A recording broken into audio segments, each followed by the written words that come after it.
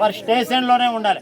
మొన్నటికిలాగా జేసీ ఇంటికి పంపించి వారి పప్పన్నాలు పెట్టి వారికి సహా మర్యాదలు చేసి మళ్ళా మా ఊరి మీద వదులుతానంటే మేము ఇప్పుడు వదిలేది లేదని చెప్పేసి నా అభిప్రాయంగా కూడా ఈ సందర్భంగా తెలియజేస్తున్నాను.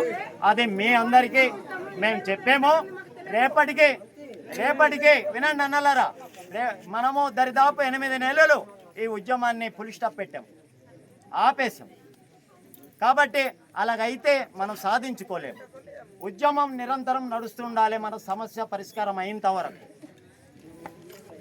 కాబట్టి రేపటి నుంచి ఇప్పుడు ఆల్రెడీ ఈరోజు స్టార్ట్ అయ్యింది, ఇది కొనసాగింపుగా మనం వెళ్ళాలి. ఇప్పుడు మీరు వగ్గరా అన్నది నా అభిప్రాయం చెప్పాను, అది సెకండరీ. ఇక మూడవది విషయం ఏంటంటే ఈ నెల 8వ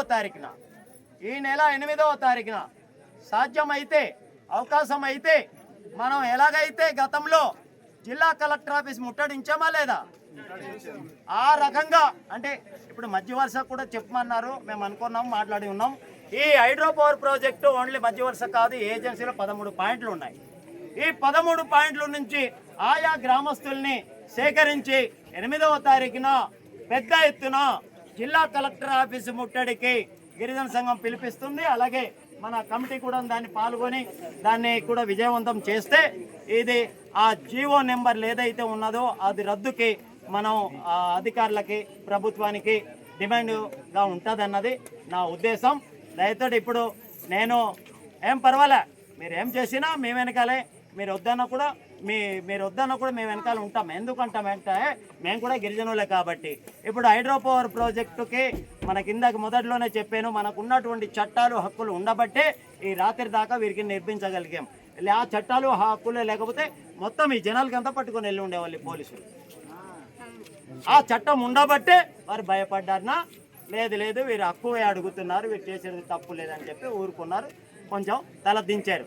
కాబట్టి ఆ చట్టం ద్వారా నేను కూడా బెనిఫిషియర్ అయి ఉన్నాను. కాబట్టి మీకు వెనకాల కూడా నేను ఉండగలను, ముందు ఉంటాను, వెనకాల ఉంటాను.